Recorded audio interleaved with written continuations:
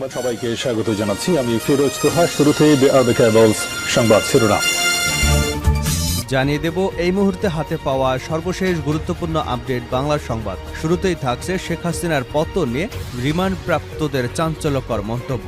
মানুষের প্রতি চরম ক্ষোভ ছিল শেখ হাসিনার। ছাত্র জনতার আন্দোলনকে কেন্দ্র করে আওয়ামী সরকারের পতনের আগে তৎকালীন প্রধানমন্ত্রী শেখ হাসিনাকে আওয়ামী নেতারা অনেক পরামর্শ দিয়েছিলেন, কিন্তু তাদের কোনো পরামর্শই শেখ হাসিনা কানে তোলেনি। অর্থনৈতিক দুরবস্থার কথাও তাকে বারবার মনে করে দেওয়া হয়েছে। ছাত্র জনতার দাবি মেনে নিতে বলা হয়েছে, উনি তাদের কোনো কথাই কর্ণপাত করেননি। Sheikh Hasina police, answer, BGB এবং সেনাবাহিনীর উপর নির্ভর করে ক্ষমতায় থাকতে চেয়েছিল। প্রয়োজনে যত লাশ ফেলতে হয় ফেলুক, তারপরেও শেখ হাসিনা ক্ষমতায় থাকার দাবি জানিয়েছিলেন। শেখ হাসিনার সরকারের পতনের কারণ জানতে চাইলে ডিবি হেফাজতে থাকা আওয়ামী কর্মকর্তারা বলেন, জয়কালে ক্ষয় নাই, মরণকালে ঔষধ নাই। এই প্রবাদটি শেখ হাসিনার জন্য সত্য প্রমাণিত হয়েছে। রিমান্ড প্রাপ্তরা একে একে চাঞ্চল্যকর তথ্য দিচ্ছেন শেখ হাসিনার বিরুদ্ধে। প্রিয় দর্শক, আসুন জানবো কে কি তথ্য দিয়েছেন শেখ হাসিনার বিরুদ্ধে। বিষয়ে থাকছে একটি বিস্তারিত আলোচনা, সঙ্গে থাকুন। এবারে জানাবো বাইডেন ও নরেন্দ্র মোদীর ফোনালাপ, হোয়াইট হাউসের বিবৃতিতে নেই বাংলাদেশের প্রসঙ্গ। মার্কিন প্রেসিডেন্ট জো বাইডেন ও ভারতের প্রধানমন্ত্রী নরেন্দ্র মোদী বিভিন্ন পরিস্থিতি নিয়ে ফোনে কথা বলেছেন। দুই রাষ্ট্রপ্রধানের এই ফোনালাপে বাংলাদেশের প্রসঙ্গ নিয়ে আলোচনা হয়েছে, এমনটি জানিয়ে সোমবার রাতে নিজের এক্স হ্যান্ডেলে টুইট করেন নরেন্দ্র মোদী। কিন্তু হোয়াইট হাউসের বিবৃতিতে নেই বাংলাদেশের প্রসঙ্গটি। এদিকে র্যাবের বিলুপ্তির দাবি হিউম্যান রাইটস ওয়াচের। র্যাপিড অ্যাকশন ব্যাটালিয়নকে বিলুপ্ত করবার দাবি জানিয়েছে নিউ ইয়র্ক ভিত্তিক আন্তর্জাতিক মানবাধিকার সংস্থা হিউম্যান রাইটস ওয়াচ। মঙ্গলবার মানবাধিকার সংস্থাটির বরাত দিয়ে এ তথ্য জানিয়েছে বিবিসির প্রতিবেদনে বলা হয়, হিউম্যান রাইটস ওয়াচের পক্ষ থেকে বাংলাদেশের অন্তর্বর্তী সরকারের প্রধান উপদেষ্টা অধ্যাপক মোহাম্মদ ইউনূসের কাছে র্যাব বিলুপ্ত করবার আহ্বান জানিয়ে একটি খোলা চিঠি দেওয়া হয়েছে। এই চিঠি সংস্থাটি তাদের ওয়েবসাইটে প্রকাশ করেছে। জানাবো ভারত, চীন, যুক্তরাষ্ট্রকে পাশে চায় অন্তর্বর্তী সরকার।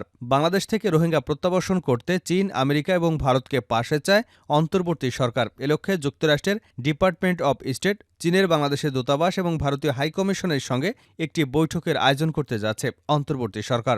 এর আয়োজক থাকবে বাংলাদেশের উপদেষ্টা কার্যালয়, সমন্বয় করবে স্বরাষ্ট্র মন্ত্রণালয়। আগামী সেপ্টেম্বর মাসে সুবিধাজনক দিনে এই বৈঠকের বিষয়ে প্রধান উপদেষ্টা ড মোহাম্মদ ইউনূস ইতিমধ্যেই সম্মতি দিয়েছেন।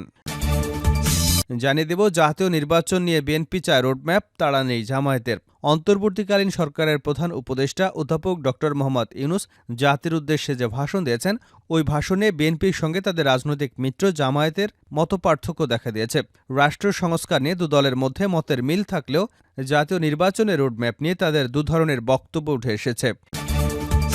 এবং সর্বশেষ জানাবো, ভারতের পানি বাংলাদেশ তলিয়ে দেয়, এর স্থায়ী সমাধান দরকার। ইসলামী আন্দোলন বাংলাদেশের জ্যেষ্ঠ নায়েবে আমির মুফতি সৈয়দ মোহাম্মদ ফয়জুল করিম বলেছেন, প্রতি বছর ভারত থেকে আসা পানি বাংলাদেশকে তলিয়ে দেয়, এর স্থায়ী সমাধান দরকার।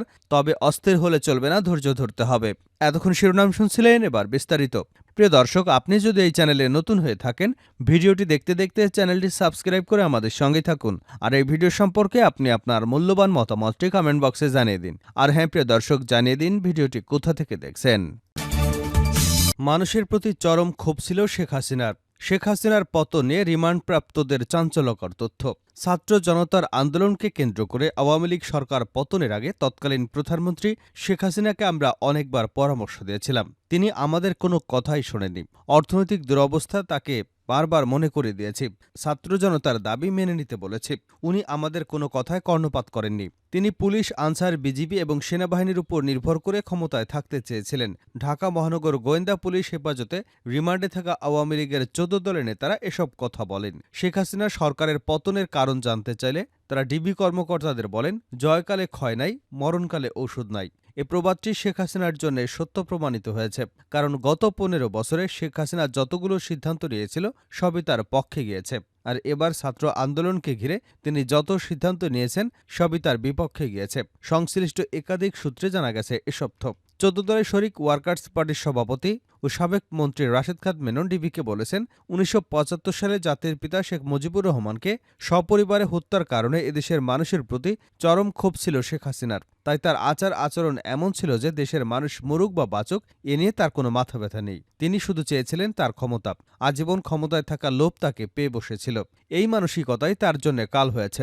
ডিবি পুলিশের জিজ্ঞাসাবাদে ১৪ দলের অন্যতম শরিক জাতীয় সমাজতান্ত্রিক দলের সভাপতি ও সাবেক মন্ত্রী আহসানুল হক ইনু বলেন, শেখ হাসিনার সরকারের প্রথম ৫ বছর আমি মন্ত্রী ছিলাম। পরে ১০ থেকে ১১ বছরে আমরা সরকারে ছিলাম না, তবে ১৪ দলের জোটের শরিক ছিলাম। জোটের শরিক হিসেবে আমরা শেখ হাসিনাকে অনেক পরামর্শ দিয়েছি, ছাত্রদের দাবি মেনে নিতে পেরেছি।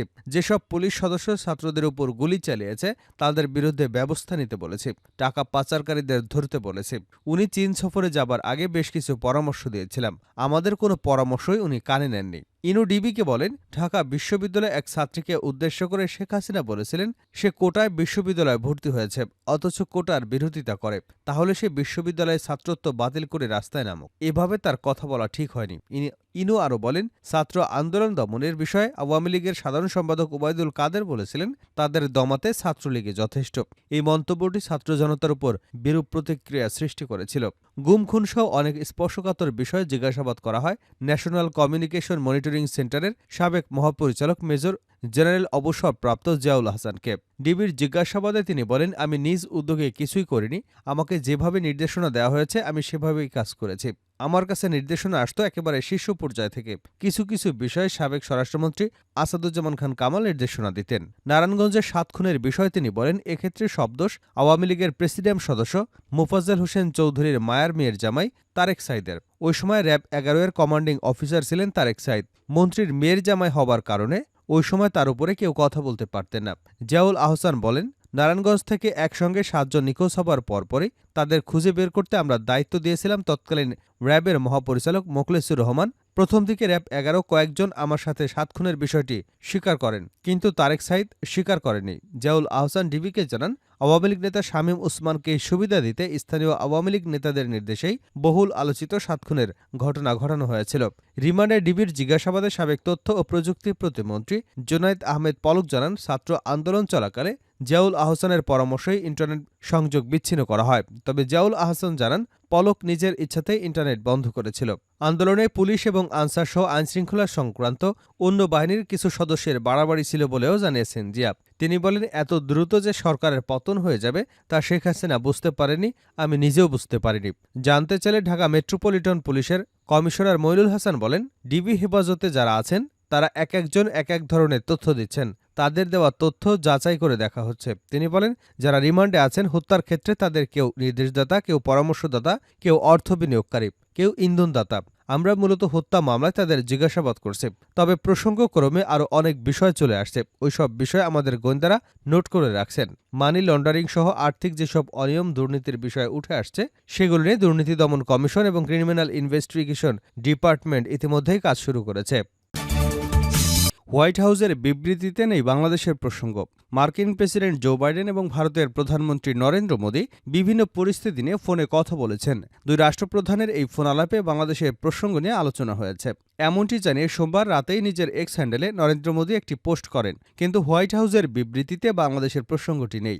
নরেন্দ্র মোদীর সঙ্গে জো বাইডেনের ফোন আলাপের পর হোয়াইট হাউস এক বিবৃতি দেয়। সেখানে বলা হয়, জো বাইডেন ভারতের প্রধানমন্ত্রী নরেন্দ্র মোদীর সঙ্গে কথা বলেছেন। তাদের মধ্যে মোদীর সাম্প্রতিক পোল্যান্ড এবং ইউক্রেন সফরের পাশাপাশি সেপ্টেম্বরে জাতিসংঘের সাধারণ পরিষদের বৈঠক নিয়ে আলোচনা হয়। পোল্যান্ড এবং ইউক্রেন ঐতিহাসিক সফরের জন্য মোদীর প্রশংসা করেন বাইডেন। কয়েক দশকের মধ্যে ভারতীয় কোনো প্রধানমন্ত্রীর প্রথম সফর এটি। ইউক্রেনের জন্য শান্তি এবং চলমান মানবিক সহায়তা বার্তার জন্য মোদীকে ধন্যবাদ জানান বাইডেন। বিবৃতিতে আরও বলা হয়, দুই নেতা জাতিসংঘ সনদের ভিত্তিতে আন্তর্জাতিক আইন অনুযায়ী সংঘাতের শান্তিপূর্ণ সমাধানের জন্য তাদের অব্যাহত সমর্থনের প্রতিশ্রুতি দেন। তারা ইন্দো প্যাসিফিক অঞ্চলে শান্তি এবং সমৃদ্ধির অবদান রাখতে কোয়াডের মতো আঞ্চলিক গোষ্ঠীর মাধ্যমে একসাথে কাজ করার জন্য তাদের অব্যাহত প্রতিশ্রুতির উপর জোর দিয়েছেন। কিন্তু বিবৃতির কথা কোথাও বাংলাদেশের ইস্যুতে বলা হয়নি। অথচ মোদীর এক্স বার্তায় বলা হয়, বাংলাদেশের দ্রুত স্বাভাবিক অবস্থা ফিরে আসার প্রয়োজনীয়তার উপর গুরুত্বারোপ করছে দুই দেশ।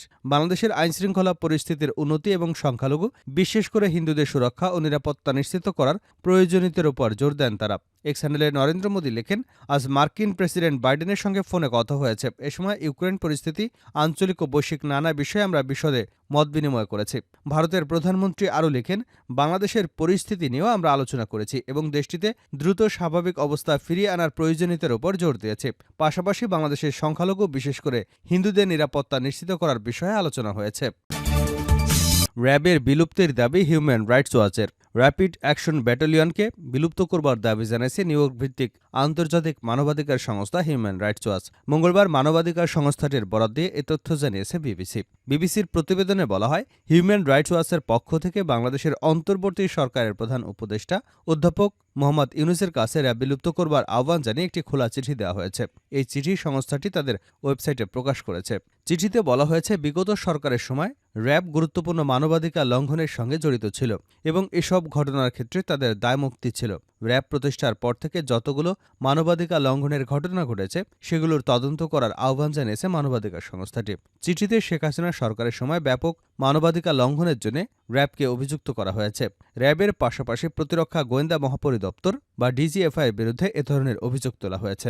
বিবিসির প্রতিবেদনে আরও বলা হয়েছে, র্যাবের তুলনায় ডিজিএফের কর্মকাণ্ড আরও বেশি ধরাছোঁয়ার বাইরে, অর্থাৎ অপ্রকাশ্যে।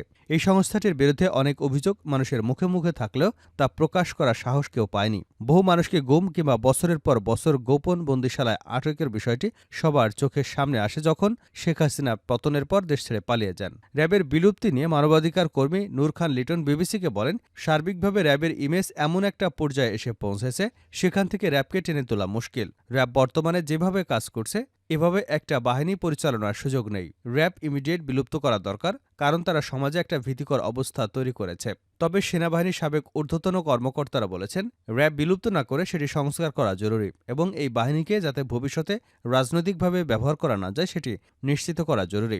উল্লেখ্য, র্যাব পুলিশের অধীনে একটি বাহিনী হলেও এর কর্মকর্তাদের বড় অংশ আসে বিভিন্ন সামরিক বাহিনী থেকে। ভারতের পানি বাংলাদেশ তুলিয়ে দেয়, এর স্থায়ী সমাধান দরকার, সৈয়দ ফয়জুল করিম।